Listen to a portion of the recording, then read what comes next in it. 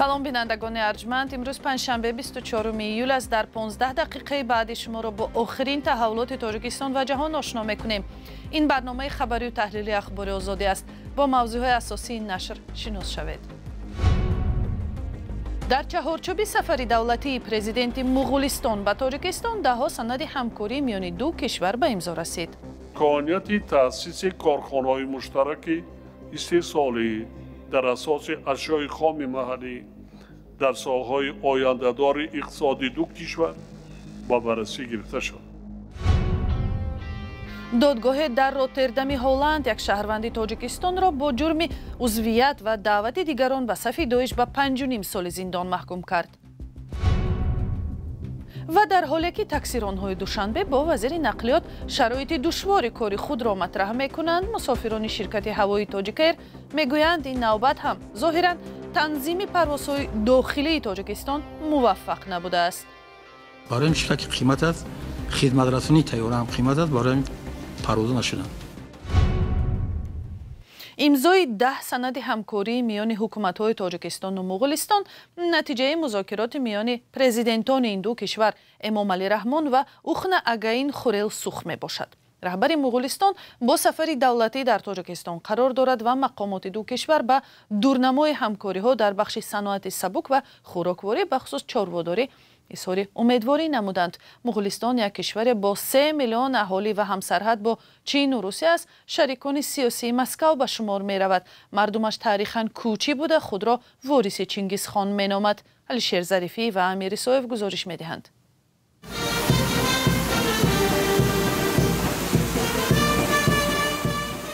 در جریان سفر دولتی اوخناگین خورلسوخ رئیس جمهوری مغولستان به تاجیکستان روز 24 ایول میان دو جانب 10 سند همکاری به امضا رسید. یادداشت تفاهم اوید به همکاری میان وزارت‌های امور خارجه تاجیکستان و مغولستان و عین چنین سند میان نهادهای دیگر از قبیل انرژی، کشاورزی، سیاحی و علمی و تحقیقاتی به امضا رسیدند. جزئیات سندهای همکاری معلوم نیست. رهبران تاجیکستان و مغولستان با وجود امکانیت‌های کافی برای رشد همکاری‌های دو کشور تاکید کردند. تهیه و قبول برنامه همکاری‌های دوجانبه در ساحه‌های تجارت و اقتصاد، همچنین راهکار ساحوی عمل‌های مشترک برای سال‌های نزدیک به مقصد موافق دانسته شد.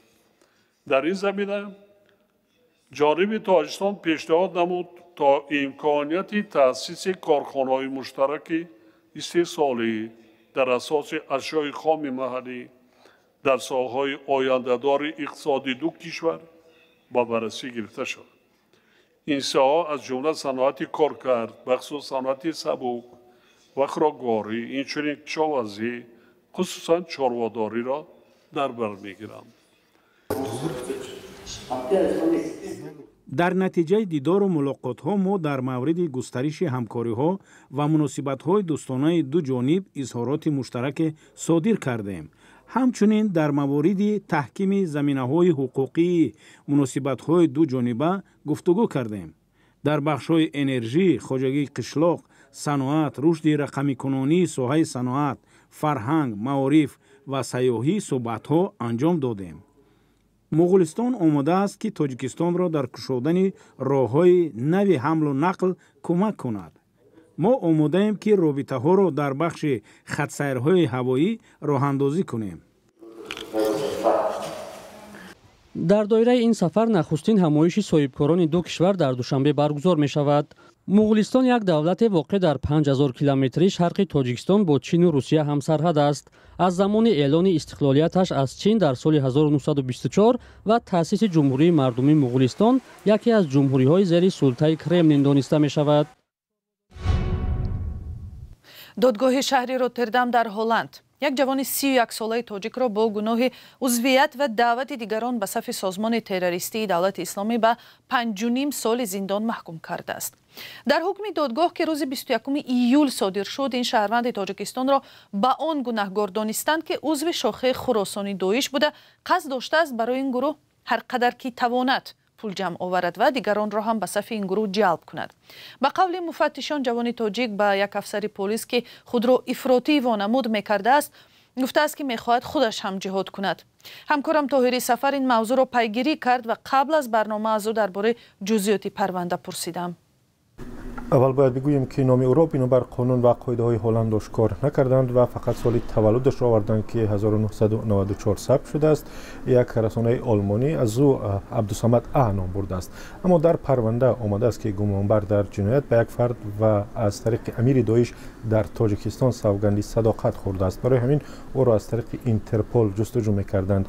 در پرونده آمده است شهروندی تاجیکستان چند شریک هم داشت ولی نام شریکان یا همراهان او را هم از پرونده برداشتند. به اطلاع مفتشان شهروند تاجیکستان سال 2012 برای کار به روسیه رفته است و او را سال 2017 در ترکیه با اتهام سفر به سوریه و پیوستن به داعش دستگیر کرده و از آنجا راندند. ماه سپتامبر سال 2019 شهروند تاجیکستان را در قلمرو اوکراین دستگیر کردند و بعد از 5 ماه آزاد شده است. و گفته مفتشان جوان تاجیک در این مدت هم با چند فردی که بعدا برای حمایت از تروریسم محکوم به زندان شدند ارتباط را نگه می داشت. بعد از مدت کوتاهی از آغاز جنگ روسیه در اوکراین در ماه فوریه سال 2022 این شهروند تاجیکستان با همسرش از طریق لهستان به آلمان و سپس به هلند آمدند و در اینجا از ماه مارس سال 2022 اجازه اقامت گرفتند. اگرچه به گفته دادگاه هیچ نقشه مشخصی حمله تروریستی را از شهروند تاجیکستان نیافتند ولی خودش گفته است که آماده است در هر وقتی به این کار دست بزند. از همکارم همچنین درباره نظر وکیل دفاع شهروند تاجیکستان پرسیدم که برای رد کردن ادعاهای مفتشان چی وجه و دلیل پیش آورده است. با قول وکیل دفاع شهروند تاجیکستان خود جریان فرستادن پنهانی افسر پلیس برای گرفتن اطلاع از شهروند تاجیکستان مخالف با قانون‌های هلند صورت گرفته است. وکیل دفاع گفته است افسر پلیس که خود را افراطی وانمود میکرد سبب اظهارات افراطگرایانه جوان تاجیک شده است و مقامات انتظامی در اینجا غیر قانونی رفتار کردند. ولی دادگاه گفته است که این ادعا درست نیست و جوان تاجیک برعکس ضمن مکالمه ها خودش سر جهاد و کمک به برادران و خواهران داعش صحبت میکرد. جوان تاجیک را پس از گزارش خدمات مخصوص هلند درباره فعالیت‌های شبهه برانگیز او ماه ایول سال 2023 دستگیر کردند. مقامات هلند آن زمان گفتند که جوان 29 ساله تاجیک و همسرش زن 31 ساله از قرقیزستان را دستگیر کردند و مرد تاجیک و عضویت در سازمان دولت اسلامی متهم می‌شود. همسر او را دیرتر رها کردند. این بار اول نیست که زادگان تاجیکستان در اروپا با گناه تروریسم به زندان می‌روند. در گذشته در آلمان 5 زاده تاجیکستان را با گناه عضویت در گروه دولت اسلامی به زندان محکوم کردند. با گفته مقامات تاجیکستان از زمان ظهور داعش در سال 2013 بیش از 2000 شهروند تاجیکستان به سوریه و عراق رفتند و به صف سازمان‌های تندرو پیوستند و تعداد زیادی هم کشته شدند. تشکر از همکارم طاهری سفر. بینندگان ارجمند تفصیلات بیشتر این حادثه را در سامانه رادیوی آزادی پیشکش شما خواهیم کرد. سلام، اگر خط و خبر می‌خواهید ما داریم. نوید بامدادی، سرخط خبرها، اخبار تاجیکستان و جهان، گزارش‌ها و تحلیل‌ها. چی می‌گذرد و چرا؟ دانستن فهمیدن است. ضمیمه یا اپ ما را بگیرید. تا 20 سال در فعالیت تاکسی‌های دوشنبه یک اصلاحات صورت گرفت که آن را منعقدان مناپولی ساحه هم نامیدند. بر اساس این از شرکت‌های فعال تقاضا شد به استفاده ماشین‌های الکترونی گذارند. شرایط نو برای بسیاری از رانندگان مشکلی پیش آورد چون بعضی‌ها حق کار را از دست دادند و دیگران میگویند که شرکت‌های نو طلبات از حد زیاد پیش گذاشتند. این بحث دیروز در نشست مطبوعاتی نقشوی وزیر نقلیات تاجیکستان هم مطرح شد و تفصیلات را از برات یوسفی می‌بینیم.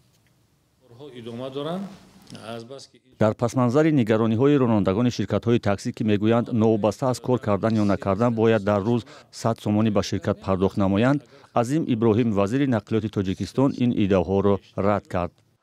пештар он чизе ки шумо гуфтед қабул буд, ман ҳам шунида будам, лекин ҳозир дар тартиби нав ки кор мекунад намекунад маблағ месупорад, ин хел гап нест, пештар буд. чунин изҳороти вазири нақлиёт дар ҳолест ки ронандагон баъд инанд ки агар ба кор набаромаданд чун дигар рӯзҳои корӣ бояд 100 сомонӣ ба ширкат пардохт кунанд. ҳамчунин шикоят доранд ки маҷбуранд бе истироҳат кор кунанд. ман мошина кредит гирифтам, зурум меояд 7500 сомон пул месупорам, бо ина 3000 сомони дига мисол пули чияй чӣ мегӯянд, пули наи сатсман бишавад. 3000 сомон бо дар болои 7500 10000 сомон мо на ризқи рӯзимона пеш бурда метонем, на мисол фарзандумона ягон чи харида метонем, продукта карда намешава, мисол ҳами чизоро як бор ақаллан 50 сомон мекардан барои мо хеле чӣ мешид, сабук мешид вақти акаҷон. ҳукумати шаҳри Душанбе танҳо ба 4 ширкати мусофиркашонӣ иҷозаи фаъолият дода шумораи умумии таксиҳоро то 12000 боло бурдааст. баҳсу мушкилоти ширкатҳои таксӣ дар Тоҷикистон масъалаи нав нест. дар гузашта мақомот баъзе аз ширкатҳоро муваззаф карда буданд ки мошинҳои кӯнаро ба хизматрасонӣ роҳ надиҳанд. тибқи қарори шаҳрдории Душанбе дар оянда тамоми таксиҳо бояд ба нерӯи барқ фаъолият кунанд. ин матлаб дар бораи баҳсу талошҳои ронандагони таксӣ ва шароити корашон дар Душанбе буд, аммо ҳоло мехоҳем дар бораи равуои ҳавоии мусофирон дар байни шаҳру ноҳияҳои Тоҷикистон суҳбат кунем. январи имсол телевизионҳои давлатӣ саҳнаҳои дар фурудгоҳи Кӯлоб бо тантана фуруд омадани ҳавопаймои ширкати Тоҷик Эйрро намоиш доданд, ки қарор буд ҳафтаи 3 бор байни Душанбеву Кӯлоб парвозҳо анҷом медод. аммо он парвоз ҳам аввалину охирин гардид. чаро чунин шуд? аз гузориши ҳамкорам Маҳмудҷон Раҳматзода мебинем. навозандагони Карнаю Сурнай ба истиқболи ҳавопаймои Ан-28 баромадаанд. қарор буд ин ҳавопаймо дар фурудгоҳи Кӯлоб фуруд ояд. ин парвоз пас аз 30 соли таваққуф анҷом ёфт. пеш аз фуруди он ширкати Тоҷик Эйр эълон карда буд ки хатсайри ҳавоӣ дубора фаъол мешавад. Тоҷик Эйр дар изҳороташ гуфта буд ки ҳафтаи 3 парвоз ба нақша гирифта шудааст. аммо он парвоз ягона ва охирин будааст. хатсайри Душанбе Кӯлоб Душанбе бо тайёраи Ан-28 як маротиба яъне рейси техникӣ иҷро шуд. дигар иҷро нашуд, барои он ки чипта қимат барои як мусофир 350 сомонӣ лозим ки парвоз кунад. барои чипта ки қимат аст, хизматрасонии тайёра ҳам қимат аст, барои парвоза нашуданд. сокинон низ гуфта буданд ки роҳгирои ҳавоӣ хеле баланд аст. ширкат ибтидо нархи чиптаро 350 сомонӣ муқаррар кард, вале баъдан то 300 сомонӣ поин бурд. бо вуҷуди ин сокинон гуфтанд ки бо ин маблағ метавонанд 2 маротиба бо мошин ба Душанбе раванду баргарданд. خود سامالو دام جا وقت 350 سومتی کو 50 سومتی اد کاس بره 700 سوم یا ولی تایجا با چیکار میکنید درس نمیخله وزیر اکسیوز چنده وزیر مثال روزی گفتن 60 میبرد انا پسرس که با 350 کاس میره فاصله راه بین کلاب و دوشنبه با ماشین تقریبا 3 ساعت است. بعد دوره استقلال اکثر مردم به پایتخت توسط ماشین روا میکنند.